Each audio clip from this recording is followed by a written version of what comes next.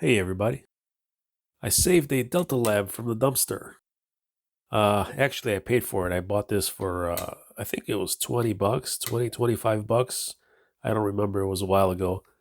And it doesn't work. All the knobs are missing and all these plastic buttons here are missing also. So in this video we're going to fix it so it works, and then we're going to restore it, and I'm probably going to 3D print new buttons for it, and we'll try to get some knobs for it, and yeah, we'll fix it up. So this might be a two-part video, depends how long it takes to fix it. And let's start by taking the cover off and seeing what's inside. I don't want to plug this thing in without looking inside first. All right, this just has screws on top, so, and then the top just comes off.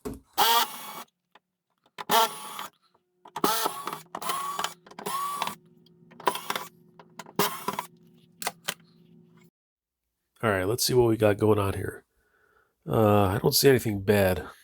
Let's see, let's check the fuse. Let's start there, okay? And we'll check if the fuse has continuity.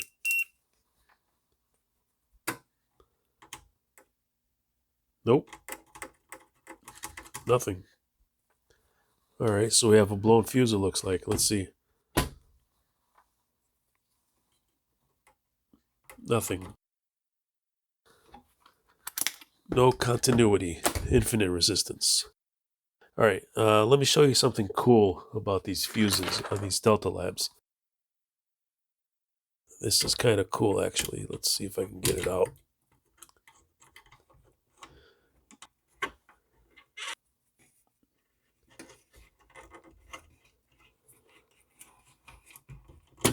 Okay, these fuses on the DeltaLabs have a little resistor inside.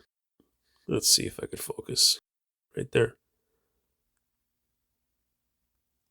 All of these DeltaLabs have a resistor inside the fuse, and it is a 100 milliamp fuse. Let me show you. Okay, so you see it says right there 120 volts, 1/10 of an amp. Okay, that's 100 milliamps. All right, let's look around, see if we see anything else here. Okay, I see a capacitor here. It looks like it's bulged. Okay, right here. Looks like it's bulging out. We'll have to check that. I don't see anything else that's bad. Nothing looks blown. These switches, let's see if they work. Yep, they work. Okay, that's fine. Potentiometers, they all turn. No problem. All right, so everything looks okay here, except for the fuse and this capacitor. All right, before we go plugging it in, let's make sure the transformer is good. Make sure that's not what blew the fuse.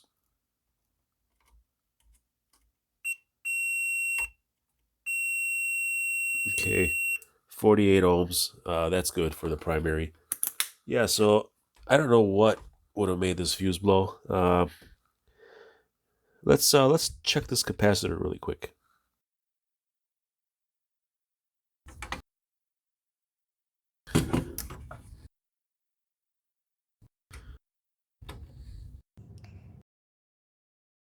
.18. So 220 microfarads, 0.18 ESR. This capacitor is actually good. Maybe that's just how it's supposed to be. I don't know, but it's fine, I guess. So let's plug it in. All right, before we can do anything, we have to get a new fuse. So let's take a look at this fuse. I took it apart, and the resistor is connected to one end through a spring. It's soldered to a spring, and the other end is connected to a fuse wire right there. Okay, and it looks like that's what broke off. the connection from the fuse wire to the resistor is what broke. Probably the solder that connected it melted. Let's measure that resistor.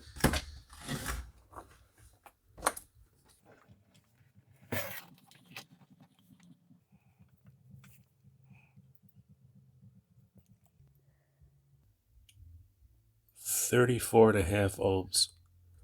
Okay, so that resistor is still good. It's 34.5 ohms.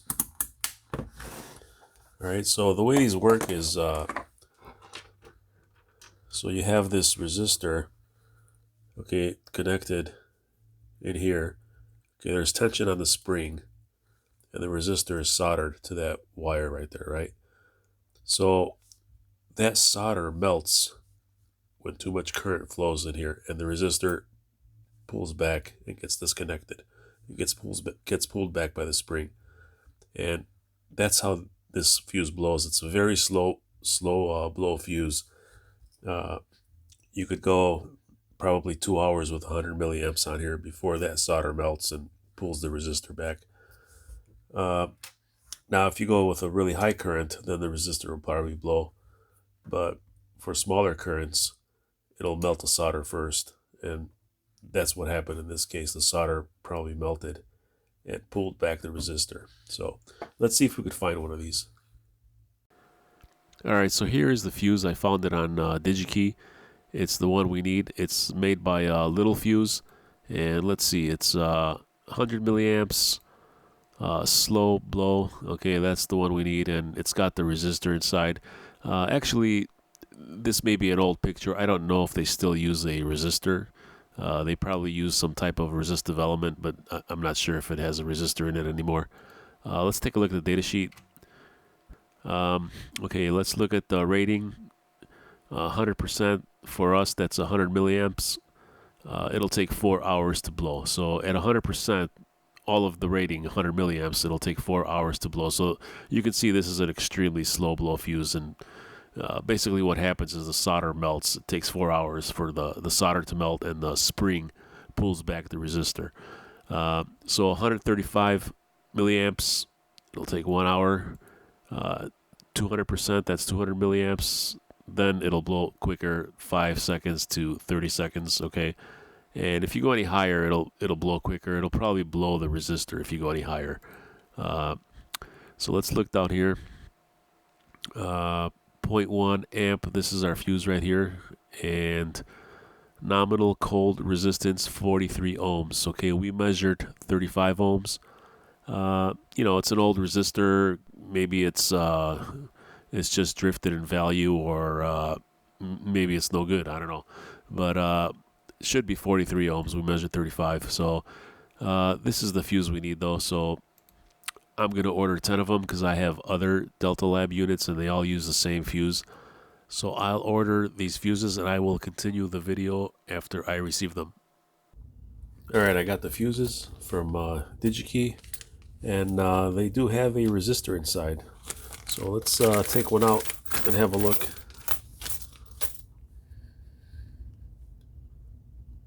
Okay, yep, they have a resistor just like the other ones, okay? And let's measure them. Let's see what it is.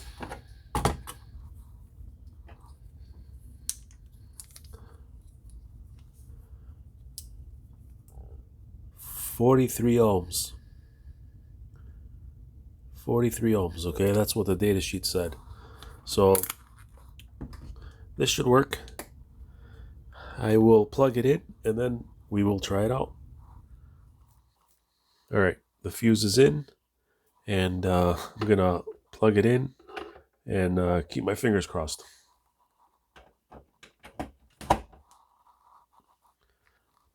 The light's on, and this appears to be working. So no explosions. All right, let's measure some voltages. Okay, hopefully you can see that. All right, so let's measure the 5-volt regulator right here. 4.98, that's good. And These three are all 12 volt regulators, so let's see what we got. 12, okay. 11.96, 11.93. So all the voltages are there.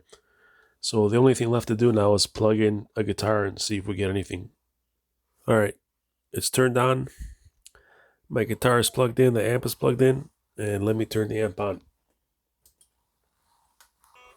Let's see.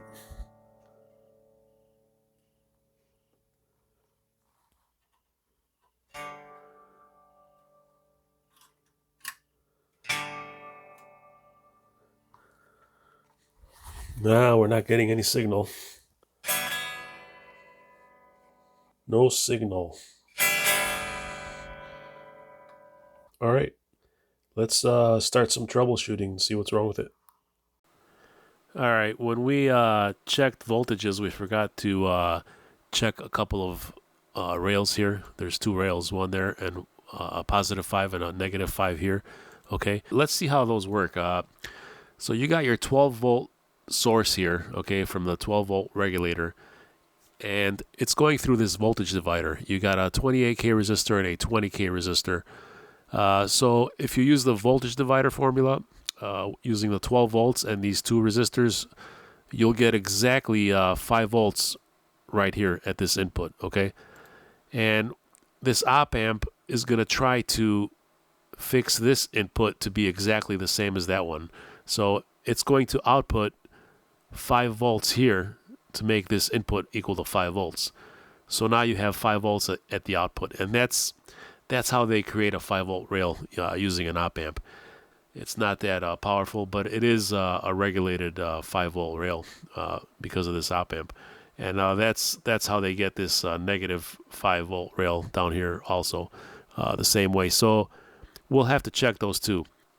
Now, you're probably looking at this -12, and you see you got -12, +12, +12. And we measured 12 volts on three 12 volt regulators. So where are they getting this negative rail from? So as I mentioned before on my other first DeltaLab video, what they do is, and they do this on all their gear, okay? What DeltaLab does is they take the positive 12 volt pin number 3, okay? Let me highlight it right here, and they connect it to ground, okay? See, this is ground right here. All right, so pin 2, which is right here, goes here. All right, now pin 2 is supposed to be ground, so it's going to be 12 volts less than pin 3. So pin 3 is now 0, and pin 2 becomes -12 because it's 12 volts less. So that's how they get their -12 volt rail using a positive voltage regulator. All right, so let's see where our input is, because we have to check the input to see why we're not getting any. So it's right here. All right, and it's going here into this op amp right here. Now, for some reason, these op amps are labeled wrong on the board. It says number 8, but on the board it's actually number 2. I'm not sure why or how they did that, but we're going to check to see whether we have an input coming into pin 3, and then we should have something coming out of pin 1. And then here is your input level potentiometer that we have at the front of the unit. So we're going to, move that around and see if we get an audio signal out of pin 7. And we're just going to trace a signal that way. And if we don't, then we'll just continue forward until we figure out where we lose the signal, okay? So let's do that right now. All right, guys, let's check these 2 rails that we talked about, okay? So we'll go from ground, this is ground right here, to pin 1. We should get, this is op amp 39. This one's labeled correctly. We should get 5 volts and 4.97, that's good. And then from pin 1 to pin 7, we should get -5. Okay, so let's check that one really quick. I got the leads backwards, so it's 4.9 7 also. So that's good. That works. So those rails are okay. So what we want to do now is we want to check this op amp. Okay, this is U2. On the schematic is U8, but this is where the input is going into right there. So I'm going to put an input in there and we'll check it. All right, guys. So I've got my scope set up. I've got a 400 and around a 450 kilohertz, 450 hertz square wave going into the input from my function generator, and the scope is gonna show us what's going on. So okay, so we're gonna start here. All right, and okay, and here's where the input is, and it's coming into this op amp. Okay, right here, pin 3 of this op amp. Now this is op amp number 8, but on the board it's op amp number 2. Okay, so we're going to check pin 3 to see if we have the square wave, if it's getting there. And then we're going to check pin 1 to see if we have a square wave at the output and, you know, see what's going on with that. Okay, actually we'll check pin 2. Oops. We'll check pin 2, okay, because it's going this way. All right. So let's see what we got. All right, so pin 3. Okay, there's a square wave. Okay, 447 hertz. All right, that's what I'm putting into it. So the input is getting there. Pin 2. Nothing. Pin 1, nothing. Okay, there's pin 3. Okay, there's the input. And I'm not getting anything on pin 1. All right, or pin 2. So that means we're getting the input, okay, but there's nothing coming out of pin 1. Okay, pin 1 should have a square wave also, because it goes here into this potentiometer into the next op amp, and this potentiometer is just the level control, the input level on the front panel. So I think this op amp may be bad. Okay, let's just check this second op amp really quick. Let's see what's going on there. And that is not up here. That is actually down here.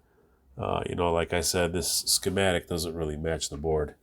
So let's check this one down here.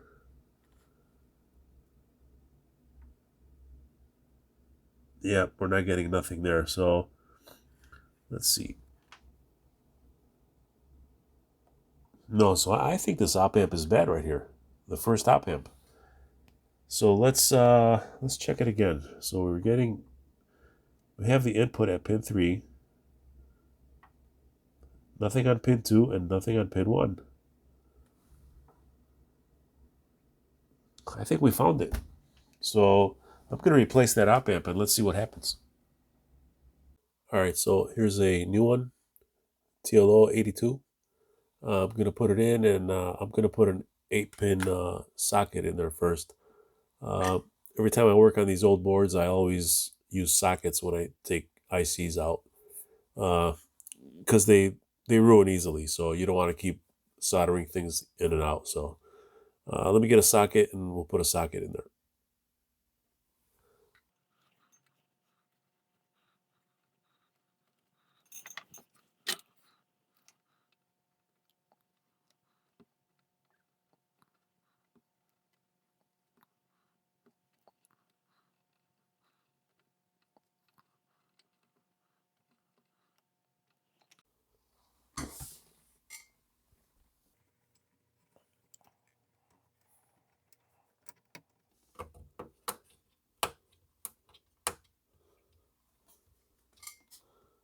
All right, there we go.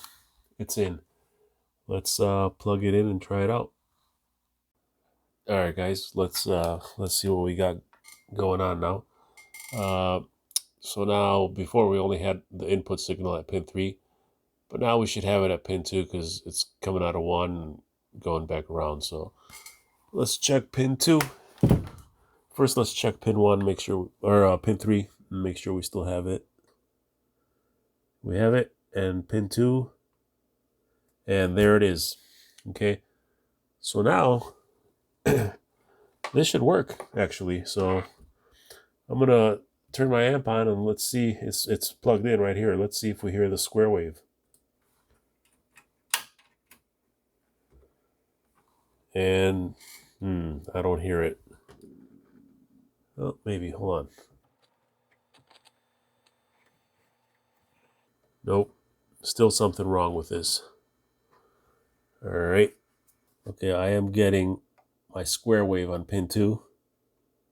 And there's the input, pin 3 and pin 2. And I wasn't getting that before at pin 2, but the issue is on pin 1. I should have an output, but I have...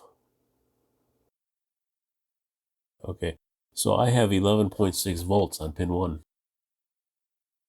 Should not have 11.6 volts on pin 1. That doesn't make any sense. All right, so pin 1 goes to the input potentiometer down here. And I have 11.6 volts there. I'm not sure why that is. All right, let's see. Let's dig into this some more.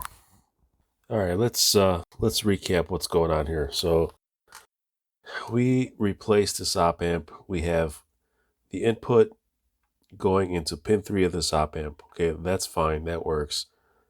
And it's going into pin 2 also. But I got 13 volts. I think it was like 13 or 14 volts DC coming out of pin 1. That should not be the DC voltage coming out of pin 1.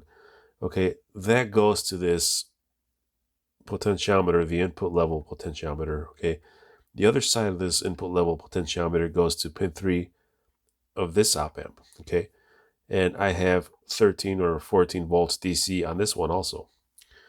So I'm beginning to think that this op amp is bad also, and it's doing some kind of weird backfeeding some voltage through this potentiometer into here, and that's why we're measuring 13 volts. So I think I'm going to replace this op amp. Okay. Now, one thing I didn't do yet is check this potentiometer, so let's just check that and make sure it's working. It's a 10K pot.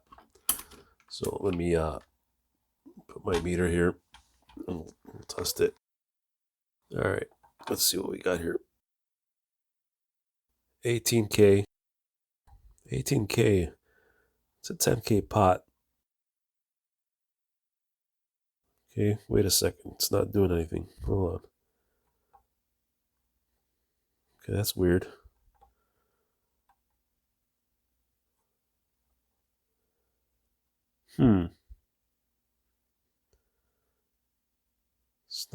It's not working. Why is it shaking? That's strange. Look at this. Okay, the solder joints are good. They're nice and tight. Let's see.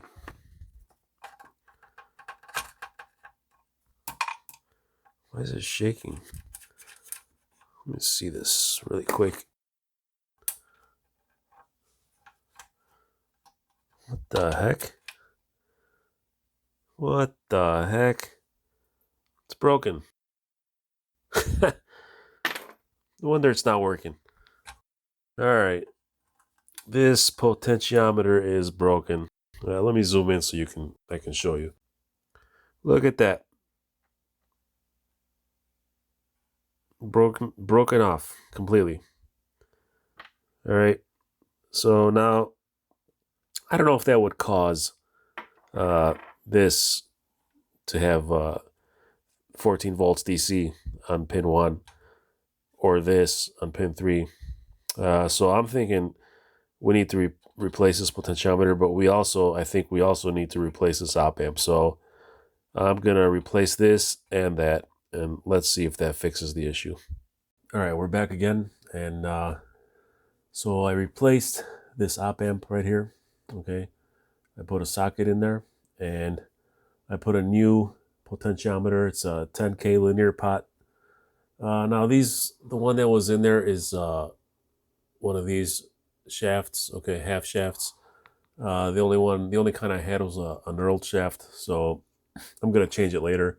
This is just for testing purposes. So, all right, so let me turn it on and let's take some measurements and see if we accomplished anything here.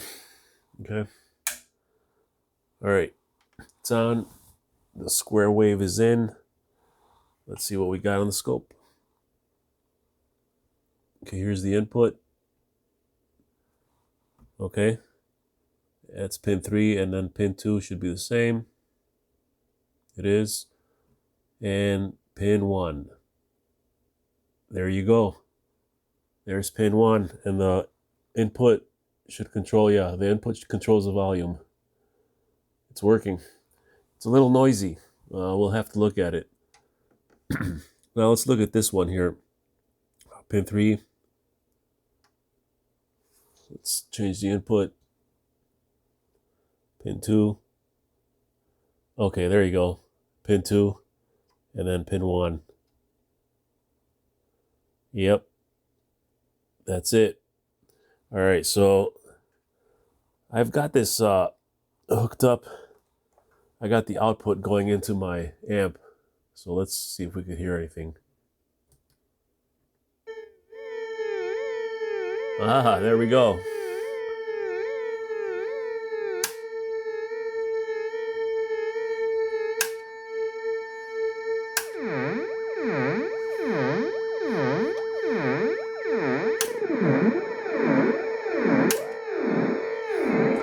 All right, let me plug in a guitar and we'll see how it sounds. All right, I got my guitar plugged in and let's turn it on. Okay, so here's the clean. All right, you can see the active light is going on, and so the input level works.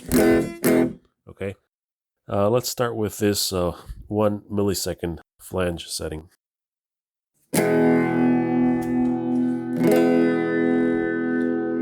Okay, I can hear it.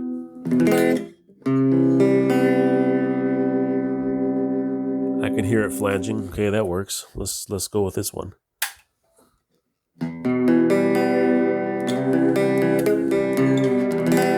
That's working. Okay, let's go a little higher.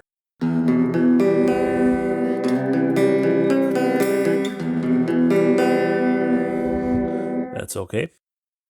Let's go into the delays. So this is the 64 millisecond.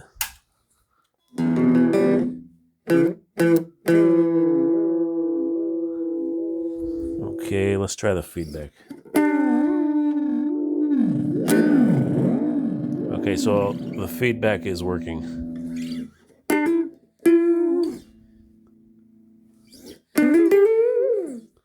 All right. Delay, mix, source, and dry signal. This is dry. That's fine. This is mixed. That's good. Okay. Let's try the longer 256 delay.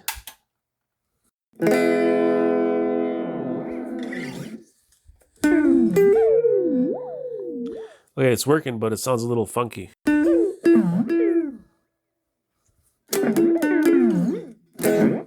Let's try this one. This is 1 second. Yeah, that sounds funky.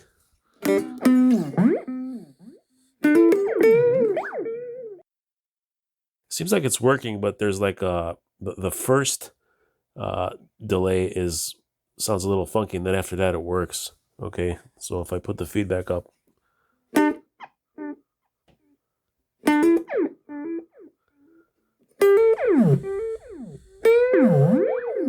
yeah, it's a little weird. Okay, let's try the infinite. The infinite should hold it forever.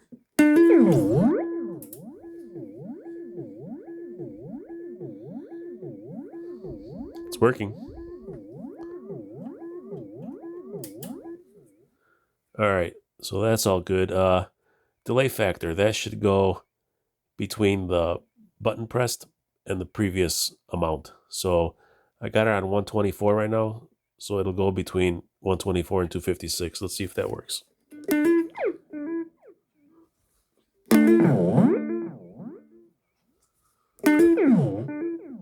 Nah.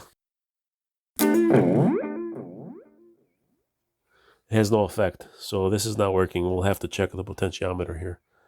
Okay, let's try the modulation. Let's go here.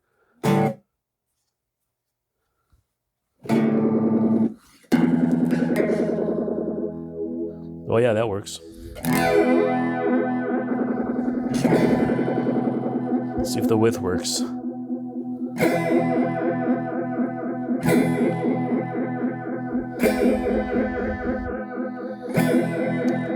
I can hear a little bit here. This may need to be looked at too. I don't know if it's working. So, okay. So everything seems to be working. It sounds a little funky, but we'll look into that. And then this doesn't work.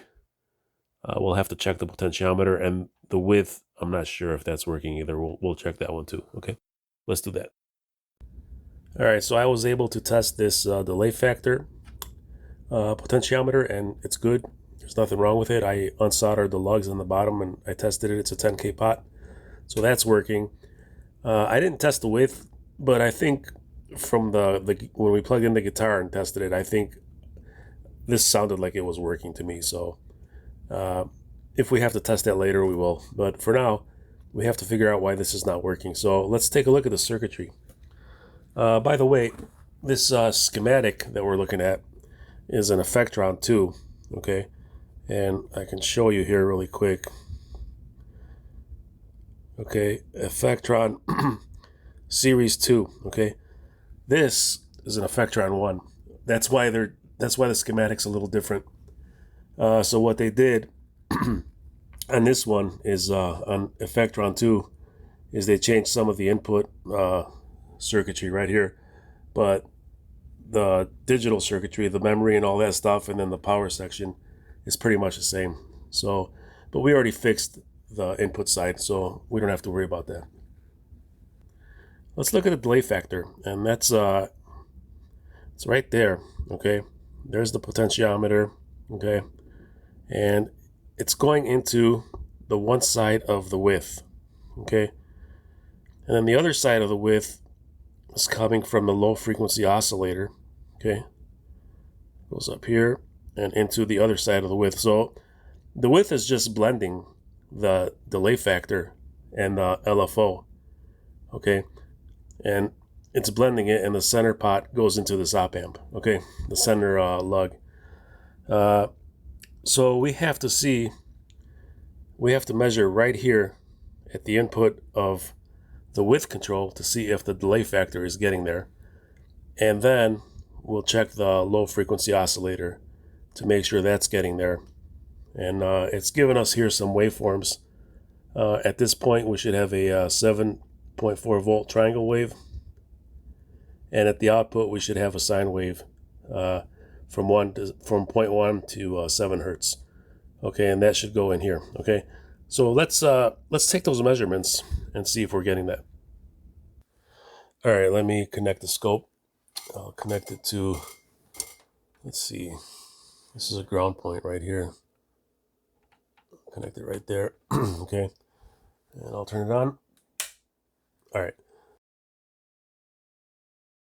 All right, let's measure the low frequency oscillator first. Pin 7 should be a triangle wave on U41 pin 7. Okay, 7.4 volts peak to peak. And then coming out of here, we should have a sine wave that goes from 0.1 to 7 hertz. And we will vary the speed control to see if we can make it change. And that's what goes into one side of the width control. Okay, so let's see if we're getting that. Okay, pin 7 of U41. So we have a triangle wave. And, okay, it's supposed to be 7.4 volts. It's actually 8.6. It's a little higher, but that's fine. It's working. Let's change the speed. Okay, changing the speed makes it go faster and slower. Okay, see how fast we can make it go. 8 hertz, around 8 hertz, that's fine. Actually 10 hertz. Okay, yeah, that's good. And we can take it down. All right, and it goes all the way down to 4.9. 1.2, 1 hertz. Okay. Yeah, that's good. That's about right. That's how these are. Okay. All right. So that is okay. So now we have to look at pin 7 of op amp 43 should be a sine wave. And it is a sine wave. Okay. Okay, and it says it goes from 0.1 to 7 hertz. So we're at 1 hertz right now. Let's go to the max. Let's change the speed.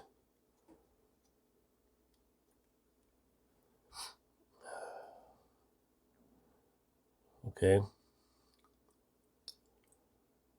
It goes to 10. But, I mean, that's fine. It's working. We may need to adjust that to bring it down a little bit. But it looks like it's fine. Okay. So that means the width, okay, here. All this stuff that we just looked at, the sine wave, the low frequency oscillator goes in here, comes out as a sine wave. It goes into the width, the one side, one lug of the width. So let's check there.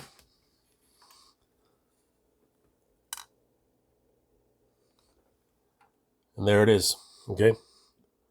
So it's getting to the width potentiometer like it's supposed to, all right? So the other side of the width is the actual delay factor, okay? Now the delay factor, if you look here, it goes up. Okay, let's see. ADM 64, ADM 256, that's us. So ADM 1024, so we're going this way. And it goes up right here into this control jack. And what the control jack is it allows you to control the delay factor externally by plugging in a foot switch or something, right? So if you plug something into the control jack right here, okay, that's going to disable this delay factor knob. So I'm thinking maybe this control jack is shorted. It's broken, all right? So we can check that because we should have, because right, it's normally closed. You see how it's normally closed? So the delay factor goes in and goes through into this op amp, comes out of the op amp and goes back down and comes back, okay? And goes right here into the other side of the width. Now, once you plug something in here, it disconnects the delay factor, and the control thing that you plugged in is what goes down into the width. So we have nothing plugged in. So our delay factor should go through this op amp back to the other side of, where is it? The other side of the width knob. I lost it now.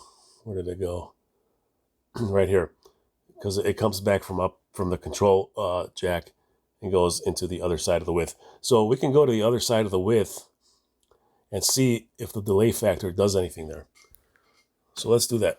All right, we checked this lug on this side for the low frequency oscillator and we had it. So now we go to this side on the width control right there. Okay, and see if we're getting any delay factor. So let's change this and see what happens. Yep, see that? It's working. I'm able to go up and down. So that is working. So it's doing what it's supposed to do. So here's what we have. We have both the delay factor going into the width potentiometer and the low frequency oscillator going into this side of the width potentiometer. So what this potentiometer does, it blends the two signals, okay? It blends them and sends the output here. So I'm guessing now that this potentiometer is broken. So we have to test the middle knob of the potentiometer, the middle wiper, and see if changing these two makes a difference at the signal coming out of the middle, because it's supposed to blend the two together. So I bet you this is broken. I probably should have tested that. So let me go into the middle pin. Let's see if I could get in there. Okay, right there. All right, if I change the width, it's all the way on this side. Let me change it. Yeah, it's not doing anything. Here's our low frequency oscillator. So it's letting the low frequency, it's letting the LFO signal through, okay? But it's not letting the delay signal through. Okay, this pot's broken. That's the problem. Okay. The center lug of this pot is broken. It's only letting, it's not doing anything. It's stuck. It's only letting this signal through.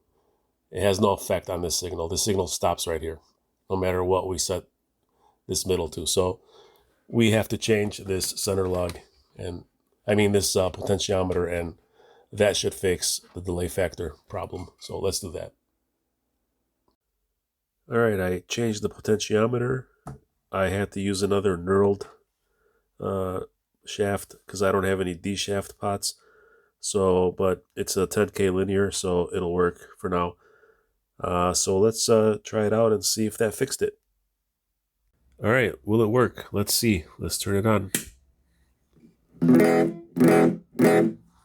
All right, let me turn this down a little. All right, so that's a dry signal. Let's go to 256.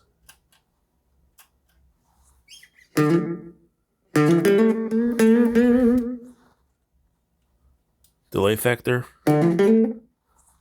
Hey, I think it's working. It is working.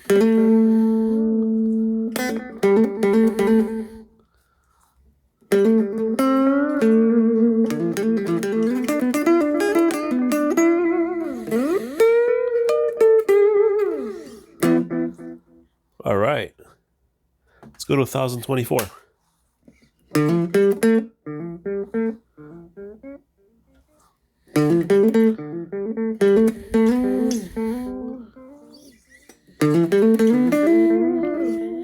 All right, it's working, and the weird noises went away. And I'll tell you why we had those weird noises is because we had this constantly going, letting the LFO through. Because if you add LFO to the delay, you'll get those weird noises again. See that? Because the LFO is really for the flange.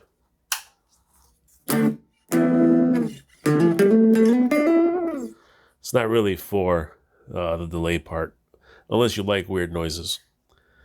Then you can use it for that. Okay, but this is working.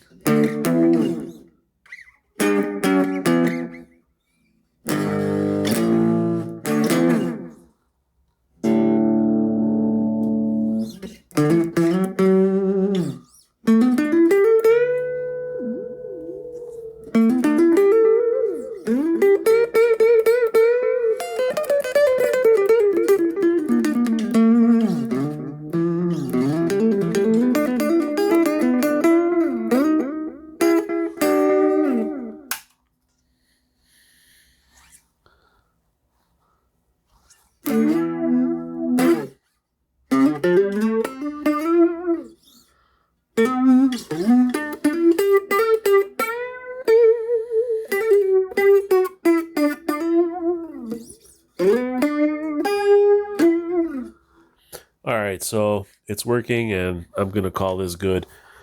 I'm gonna do another video probably where I'm gonna 3D print some buttons and try to restore this and make it look good. I don't know, I may or may not do another video on that. I don't know, we'll see. But anyway, it's working. Thanks for watching. Hope you enjoyed this video.